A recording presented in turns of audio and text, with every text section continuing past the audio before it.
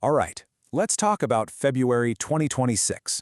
A conflict kicks off, Operation Epic Fury.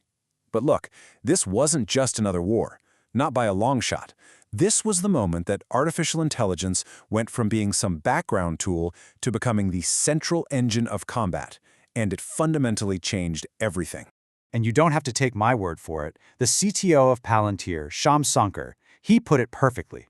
He called it, quote, the first instance of a large-scale war driven primarily by AI.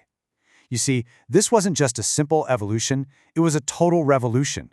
The entire rulebook for the battlefield, the speed, the scale, everything was suddenly being rewritten by code. And this really gets to the heart of the change. Let's talk about the kill chain. The whole process of finding a target, identifying it, and then striking it. That process used to take hours, sometimes even days.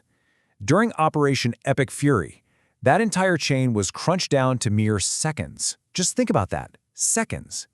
So what does that kind of speed and automation actually look like on the ground?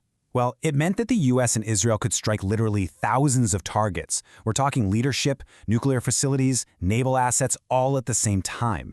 This kind of large-scale coordinated action was just, well, it was completely impossible for teams of humans to pull off. And the numbers here are just staggering. Get this, over 5,500 successful strikes in just the first 10 days of the conflict. I mean, to put that in perspective, in past wars, you'd be measuring those initial strikes in the dozens, maybe the hundreds. This was a completely unprecedented level of intensity, all of it powered by machine speed targeting. Okay, so the big question is, how on earth was any of this possible? The secret was a highly sophisticated software system called a targeting stack. You can think of it as a central nervous system for the entire war effort. At the very heart of it all was Palantir's Maven system. It was basically the core operating system, pulling in a fire hose of data from drones, satellites, communications, you name it. Then you had other systems from companies like Anduril and Shield AI, plus Israeli military units, all plugging in their specialized pieces for things like target identification or drone navigation. It was this complete ecosystem of military and private tech, all working together in real time. Here's a great way to picture it. Imagine the entire battlefield mapped out as a giant live digital chessboard. That's what Palantir's platforms were doing. And then you have these powerful generative AI models, like the ones from OpenAI, acting as a kind of superhuman advisor. They're analyzing the whole board constantly, suggesting the best possible moves, and even calculating the probability of success down to the percentage point. So what you get is this incredibly condensed decision-making cycle. The system ingests all this real-time data, it identifies a potential target, it calculates the strike probability, and then it proposes an action.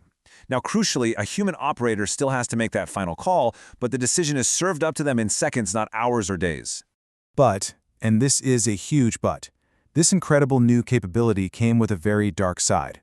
The same system that enabled these unprecedented successes was also responsible for absolutely catastrophic failures. And this is really the central paradox of AI-driven warfare. First, let's look at the system's potential in action. On the very first day of the conflict, the AI systems tracked down Iran's supreme leader. A precision strike was then proposed and executed within 60 seconds of confirmation. I mean, a high-value decapitation strike that would have been completely unthinkable just a few years earlier. But then, there's the other side of that coin. In the city of Minab, a strike hit a primary school. It resulted in over 170 casualties, and most of them were children. This is the devastating, horrifying human cost when the algorithm is wrong. So what happened? What went so terribly wrong? The cause was a key vulnerability in AI that we call algorithmic brittleness. The targeting system in Minab was likely using outdated satellite data from way back in 2016. It identified what it thought was a Revolutionary Guard facility, but in reality, a school now stood in that exact spot. So when the real world didn't match its old data, the system didn't just fail, it failed catastrophically. And this tragedy also exposed a major human problem: automation bias. Think about it.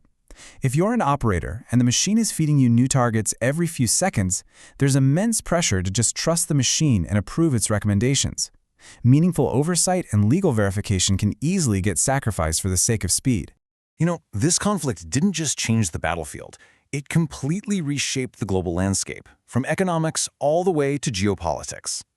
Iran, for example, didn't have its own sophisticated AI, so they responded with sheer volume. They launched wave after wave of cheap $20,000 drones. This forced the US and its allies to use $4 million interceptor missiles to shoot them down. You can see how that creates a totally unsustainable economic equation. And then, in a truly wild move, Iran started targeting the digital infrastructure itself. They actually designated data centers owned by tech giants like Google, Palantir, and Amazon as legitimate military objectives. All of a sudden, the cloud was no longer some neutral space, it was a kinetic target on the front line. This new reality, as you can imagine, created all new kinds of tension between the government and the tech industry. The AI company, Anthropic, for instance, refused to allow its models to be used for autonomous lethal weapons that didn't have human oversight.